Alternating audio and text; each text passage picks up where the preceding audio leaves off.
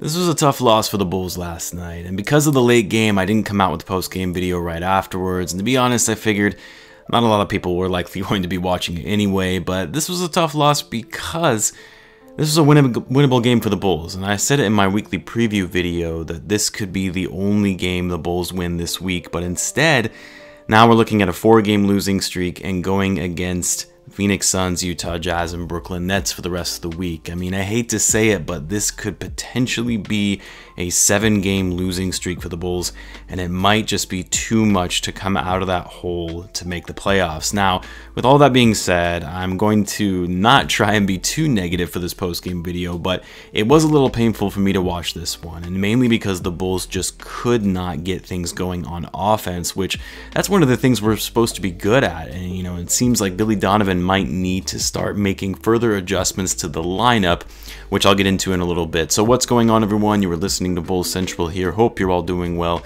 So it certainly didn't help that Steph Curry decided to make his return to the lineup after being out for the Warriors this past week, because this Warriors team is pretty bad without Curry. They haven't necessarily been that great with Curry either, but you're talking about the difference between one of the worst teams in the league without him versus being a fringe playoff team with him.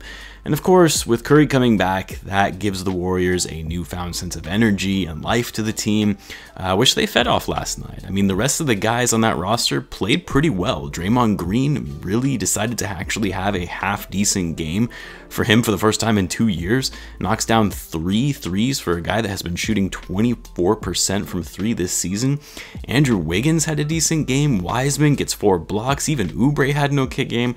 I don't know, maybe that's more on the Bulls rather than these guys having good games. I actually thought the Bulls, defense wasn't that bad. I mean, it wasn't great either, but just not as bad as some of the other games that we've seen from the guys this season. But they really were being pretty physical on defense, at least in the first half anyway. Now, as you guys saw, Billy Donovan did decide to go with a new starting lineup last night, moving Lauri Markkanen to the bench and bringing Thaddeus Young into the starting spot, which I know it may not have worked out last night, but it was probably the right call. The video I uploaded yesterday before the game, I talked about some of the scenarios and options and how the Bulls should change their starting lineup, mainly because the starting unit that was used in the game against the Spurs was too heavy on offensively skilled players, whereas the bench was more defensively heavy. And I posted a poll on the community page to see what you guys thought was the starting lineup that made the most sense for the Bulls to start winning consistently. And here are the results actually from the poll, in case you were curious. Now, community polls on YouTube only allow you to have 5 options, so these were the 4 that I personally feel make the most sense, or common lineup structures anyway, that I've been hearing from Bulls fans and media that people want to see. But as you can see from the results, around 2,000 votes, 56% of you guys felt that the lineup that Billy Donovan actually decided to start in last night's game, so starting Thad over Lauri, was the best fit. Now, 26% felt that we should have kept the lineup that Billy Donovan went with for the game against the Spurs. I was a little surprised to see the amount of people who actually voted for the option to have Troy Brown Jr. start at 10%, although I do like the promise from this kid, and I think this might turn out to be a steal of a trade, but that still remains to be seen. But with all that being said, and the change to the starting lineup that Billy Donovan made, there were still a lot of flaws with how things are currently going right now. What I will say, and I saw a lot of people making these types of comments in the live chat last night, and that was that the Bulls have made a mistake in trading for Vucevic, which I 100% disagree with. You have to keep in mind that this is literally the second game of this new roster playing together, and actually the first game with Tice in the lineup. The guys have barely had time to practice together, and quite frankly won't actually have a lot of time available to practice together for the rest of the season with how condensed the remaining schedule is. That these guys are not going to develop chemistry right off the bat. That's a given. These things take time for the players getting used to their play styles, the new guys understanding a whole new system of offense under a new coach. Now the problem is, as I mentioned in my last video, the Bulls don't really have time. We're really kind of in the home stretch here in the remainder of the season, And with the difficult schedule ahead, you have to be able to take advantage of the teams that are, in theory, the ones that you should beat. Now, if the Bulls can steal a game or two over the next few games, that we would otherwise maybe have predicted would be a loss, say, against the Suns, Jazz, or Nets, then great. But you have to start winning consistently, especially against struggling teams if you want to have a shot at the playoffs. So no, I'm not listening to the folks who are saying this was an awful trade, or that the Bulls need to fire Billy Donovan, or even fire Arturas and Mark Eversley. Some people were saying that. Like, come on, these guys are all in their first season on the job, and were handed a pretty poorly constructed team from the previous regime, okay? I'm not saying Billy Donovan is perfect. There have been some questionable decisions that he's made this season, and of course you would expect the Bulls to have a better record than where they're at right now with the level of talent on the team. But the guy had to figure out a lot about this group on the fly with a roster that wasn't well put together thanks to Garpax. Now, as far as last night's starting lineup, I like the change of moving Markkanen to the bench just because we absolutely need more defense in that unit. And although I like Thaddeus in that role, I also have noticed that he actually gets a little gassed late in games with the amount of minutes he's playing when he does actually start. And I do think Thaddeus really thrives more in leading that second unit. So I'm starting to lean more towards the idea of starting a guy like Garrett Temple at small forward and having Patrick Williams play power forward, which was the lineup Donovan went with when Lauri Markkanen was injured. This was before the Vucevic trade, of course. And that starting lineup was actually the most successful lineup we have had from the Bulls all season. So for me, I would like to see Donovan test out that lineup and see how they fare now having a guy like Vucevic at the 5 instead of Wendell.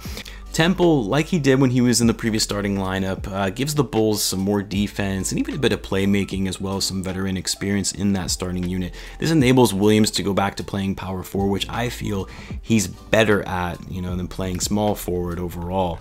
I'm not saying that the starting lineup is the answer, but more so when things aren't working, you have to test out new lineups and rotations to see what works best. And that starting lineup when Markkanen was injured was fairly successful. Granted, it's still a little different, of course, because Coby White was starting then, and so was Wendell, who obviously is no longer with the team. As for the game last night, well, you guys saw the score. The Bulls, played decently in the first half, but could not find a rhythm on offense in the second. And the Warriors really started making it a blowout in the fourth quarter. And really, to me, it boiled down to two things. Turnovers. The Bulls had 19 turnovers last night. Again, something they have struggled with all season. They actually had 23 turnovers the last time that these two teams met. And you're not going to win games when you can't take care of the ball. It's hard to even remain competitive in a game when you're turning the ball over 19 times. And the other thing, three-point shooting. I know I'm going to sound like a broken record, but I cannot understand why the Bulls continue to take so many threes when the shots aren't falling. Don't get me wrong, the Bulls can get hot in a hurry when shooting from three. And you look at the roster, there are a lot of guys who can shoot from behind the arc very well. But when you're not knocking them down, start going inside more. And I used to say, that before we even traded for Vucevic.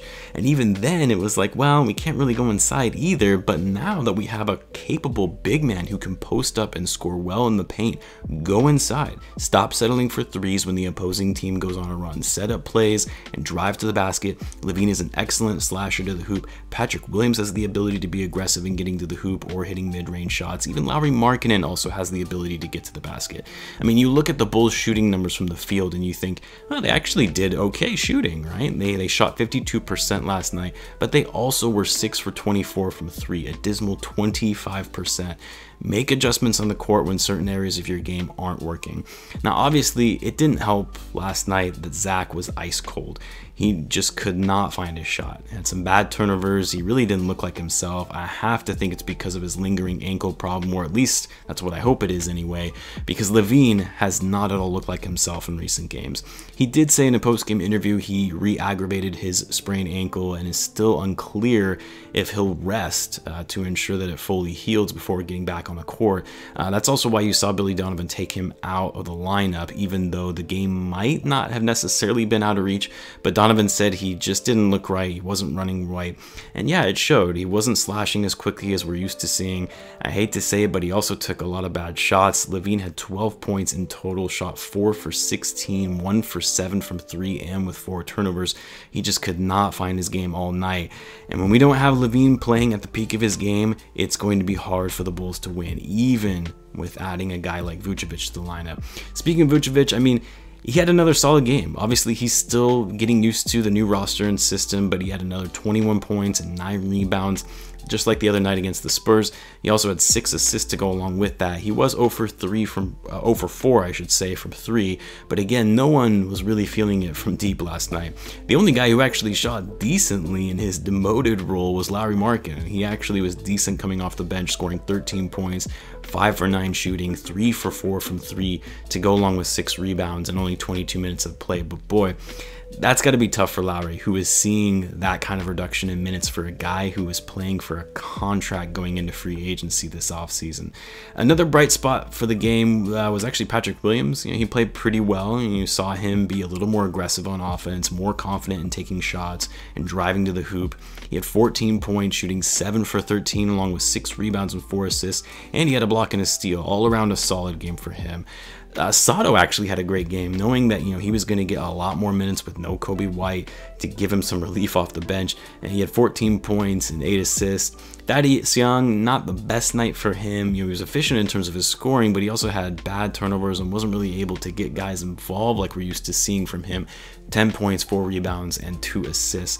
I did like seeing Tice in his Bulls debut. I know, he didn't have the best night and looked a little sloppy at times in handling the ball, but hey, it's his first game with a new team. And what I liked was his defensive effort, because the Bulls are certainly going to need that. And Troy Brown was also decent on defense tonight as well. He ended the night with 3 steals on 17 minutes of play.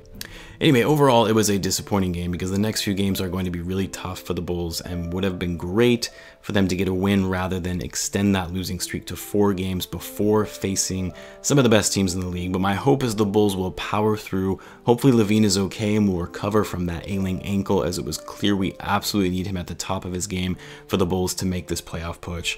That's all I've got for today though, guys. As always, be sure to subscribe if you're a Bulls fan, as I post daily Bulls content. Thanks again for tuning in, and I will catch you guys in the next one.